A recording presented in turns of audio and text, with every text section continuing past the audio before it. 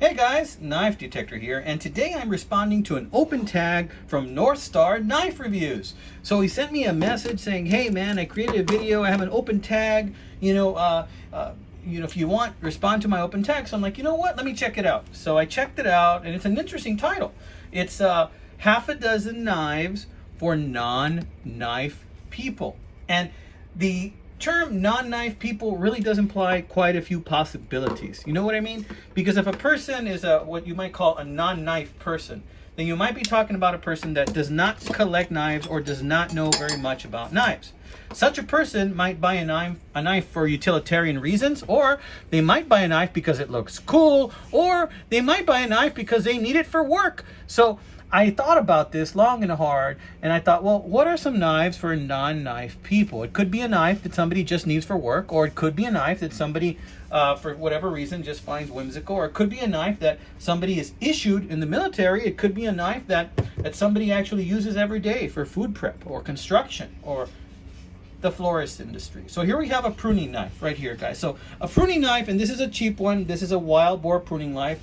Did a video on this a while back. I like this because of the bright yellow handle. It's the big size, 4 inches closed. It's just great in the hand. So this is a nice size hawkbill blade right here, and this one's called Old Yeller, right? So this one right here is an example of a knife that might be for a non-knife person. It might be something that is utilitarian, that they use on the job because they work in gardening, they work in the floral industry, or something along those lines. So here's my knife number one, and this is going to be a quickie video. This is a short video response. So we're going to remove this big rock, and we're going to start putting them here as I start going over these knives, right? Now, another reason a person, a non-knife person, quote unquote non-knife person, might buy a knife is just for utilitarian reasons and the simplicity of having a knife in their pocket. And guess what? Some of those people don't want to intimidate. A lot of guys that buy knives, they don't know very much about knives, but they don't want something that they're going to whip out and scare somebody in public, or they certainly don't want something they're going to get in trouble with the law with. So they might have a knife that is small, and they might have something like this little Rough Rider right here. This is a lovely little Rough Rider. Look at that, double R. And I think this is a 461. Is that what that says? 461, RR 461. This lovely little knife right here was given to me by my friend Mike as a gift, and I cherish it, right? It's a great church knife. It's not a knife that's going to intimidate anybody, although nowadays people are intimidated by just the simplest things. But here we have a nice little sharp blade that gets the job done every time. It's a nice little drop point right there. It's a gorgeous little knife handle. Love the jigging on that bone. And this is an example of a knife that you might have in your pocket that's not going to be obtrusive. It's not going to get in the way of anything. And guess what? If you lose it, well, guess what? It's just a Rough Rider. It costs like $8 on Smoky Mountain Knife Works. So no biggie, right? So I'm going to put this guy right here for you to peruse that, right? So this is an example for somebody that wants to buy a knife. Maybe a non-knife person is worried about intimidating people or what he's going to whip out. So that's another one right there.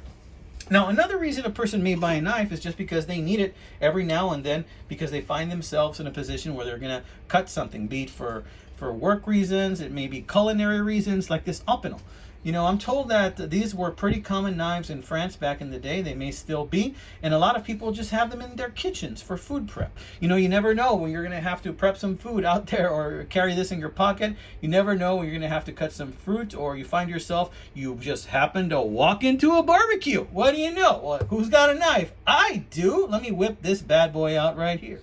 So very utilitarian. This is very nice for food prep. It's got a flat grind right there. It'll slice right through veggies. This is an example of something that a non-knife person might buy simply because they need it, right? So we're going to put that opinel right there in the open position, right? Now, another reason somebody, might buy a knife is because they need it because they work in construction. And nowadays they make a lot of, economical construction knives, right? Here's one that was gifted to me. Trying to whip it out with a button there, was gifted to me by my friend Stuart. Stuart Harvey gifted me this, and check out, I think he put in that little choil right there, and he gave this another edge. He did his own signature customizing on that knife, and this is a Milwaukee. It's called the Fastback, and this is a nice little work knife. It's a kind of thing where, hey, if you don't want to use your case knife, if you don't want to use a knife that's more expensive, grab a Milwaukee work knife, because it's actually a work knife. It's something that you can have on the job site. And guess what? If for some reason you have this in your pocket and a law enforcement officer stops you and say, hey, what you got there? Oh, I was just working on some construction at home. I needed this to cut some cord. And look, it's from Milwaukee Tools. It's a Milwaukee Fastback. This is a work knife, right? So right here we have a situation where you can easily claim this is a work knife, and this is an example of a knife somebody would buy who's not a knife person. You know, you might need this knife. You buy this out of necessity, not because you want to collect it. But the kicker of it is this is a really cool knife right here. It's got a really nice grind right there, and you can whip it out by pressing the button too if you need to. It's a liner lock, so you still have to press it in like that to open it. It's a great little knife to have, right? So I'm going to put that right here. Let's make some room over here. Yeah. So I thought this was going to be a quickie, but it's starting to go a little further because there's a couple more I want to review. Now, another example of something a non-knife person might use is this one. It's this old Colonial from the 1950s right here, right? And Stuart helped me out with this one because he had not remembered seeing one like this ever with this type of a sheep's foot blade. So he told me that this is probably a custom ordered, manufactured by a person right here.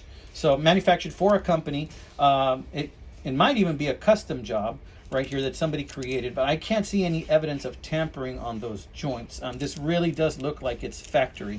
And this looks like it was special ordered for a special purpose. What's so special about this camp knife? Well, it's also an electrician's knife right here. So it's both a camp knife and an electrician's knife. And I'm going to try and pull that out. There it is.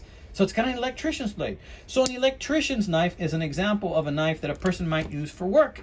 They may need that knife so that, you know, they can splice some wires and or use the flathead screwdriver, and they need it for work. It's not because they're a knife collector, but guess what? These knives are very handy to have. So this might end up being a knife that would be claimed by a collector such as myself, right? Because electrician's knives are extremely, extremely handy tools. So this is another example of a knife that a person might have because, you know, they're a non-knife person and they just need it. That has a little bit of an edge there to it. So we're going to put that one right there. Let's scrunch these together a little bit.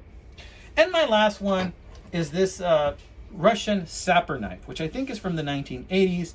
This is an example, and there are many knives that are military issue knives, but this is an example of a military issue knife. You know, a soldier will get a knife and they will use it as a tool, right? They'll use it as a tool because it's issued to them, or because it's something they bought at the commissary, or because they're going to use it. They might use it out in the field, you know. They might use it when they're digging for mines, you know. They're going to use it in some way, shape, or form. They might use it for rescue purposes, you know, but they need a knife. So because of that, this is also a knife that I'm going to put in there in this category that might be for non-knife people.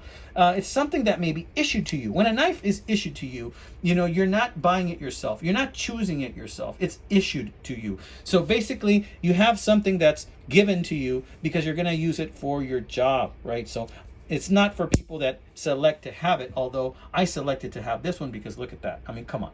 That is one wicked cool sheep's foot blade, and this is a very good utilitarian knife. This just slides right in your pocket. Is it pretty? No, it's not pretty. Is it functional? Oh yeah, it's functional. Look at that. Look at that. For wire stripping, heavy duty flathead right there. I mean, and then you have this thing. Look at this awl. Isn't that one of the stabbiest looking awls you've ever seen in your entire life? Okay? I mean, so what I'm telling you is this. You know, when a knife is issued to you, it's not because you're looking for it yourself. It's because it's a necessity. So for non-knife person, they may have been issued a knife that they have in the military. Think about all these knives that people have in their closets that used to belong to their granddads or dads or brothers or uncles.